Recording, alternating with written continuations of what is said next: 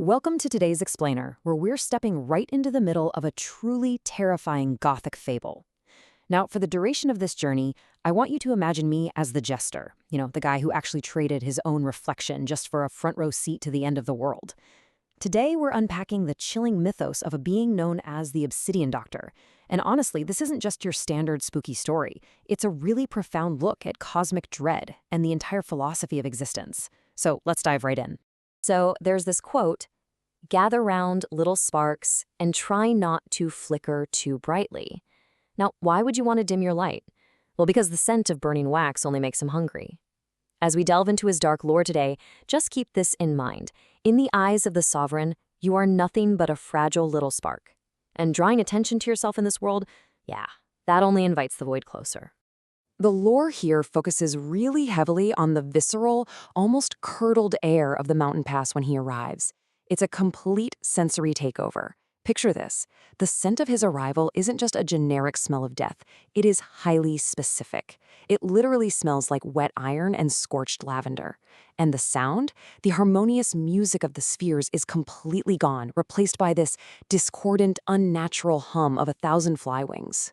Plus, he doesn't even breathe our air. He consumes it, exhaling this faint, violet frost that actually carries the physical seeds of rot. It's absolutely chilling.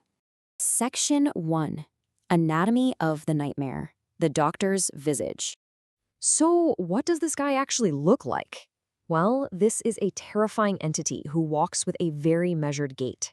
He moves like something that has already definitively won the war against time. The visage of the sovereign is described as a figure of impossible geometry, draped in robes that literally swallow the moonlight. It's like a black hole in human form. Where his dark silhouette touches the ground, the morning dew instantly turns to this dark, viscous oil, and the grass just shrivels to ash. He's actively claiming the earth itself as a canvas for his dark masterpiece. Let's break down that visual a bit more, because his physical traits are entirely born of the void. His obsidian blue silk vestments hiss against the stones like a nest of disturbed vipers. And upon his face sits the ultimate mask of a nightmare, a curved, polished beak made of midnight leather that reflects nothing but the abyss. But it's the eyes that really get you. The glass lenses of this mask burn with a low, predatory amber. The lore says that looking into those amber glass eyes reveals the ledger of 1,000 doomed cities, all being struck through with ink. Section 2. Mortal healers versus the sovereign. Okay, let's contrast this massive cosmic horror with the frail, familiar healers of our own mortal folklore. Think about it. When a plague hits, mortal doctors either flee in absolute terror, or they stick around carrying herbs, desperately trying to heal people and sustain life. But the Obsidian Doctor? He carries no herbs, not a single one. Instead, he holds a staff made of blackened bone, and he doesn't use it to heal anyone. He uses it to measure the depth of the graves. He really isn't a healer at all. He's the architect of the Great Silence, basically serving as the shadow priest of the pestilence itself. Section 3. The Weight of Shadows. Now, I want you to consider the dark secrets buried in your chest right now. Your shadow is the dense, oily weight of every lie you've ever told and every shame you've ever hidden. You know that feeling of terrible lightness you sometimes get? Well, that lightness comes because your heavy, truth-filled shadow, which is honestly the only heavy thing you truly own, is being prepared for the black harvest.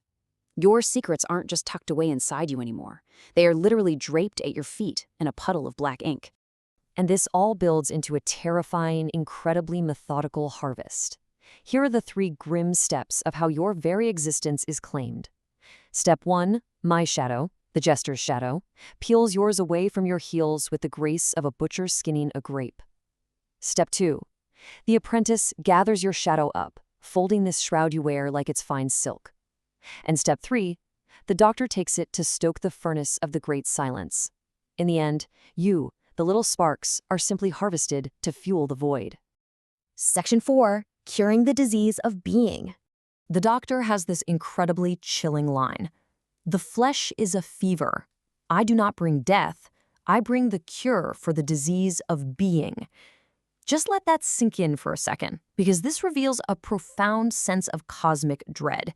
This entity views our existence, our blood, our memory, not as life, but as a delirium, a sickness that has simply lasted way too long.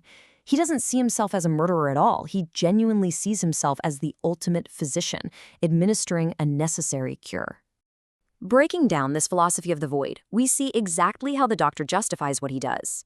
First off, the old world is just a fever that has to break. Second, he frames this entire apocalyptic harvest, what he calls the final surgery, as an absolute act of mercy.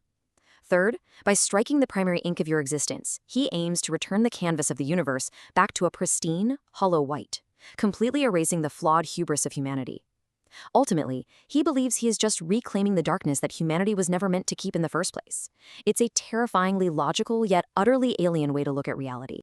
Section 5. The final surgery. So here's the harsh truth.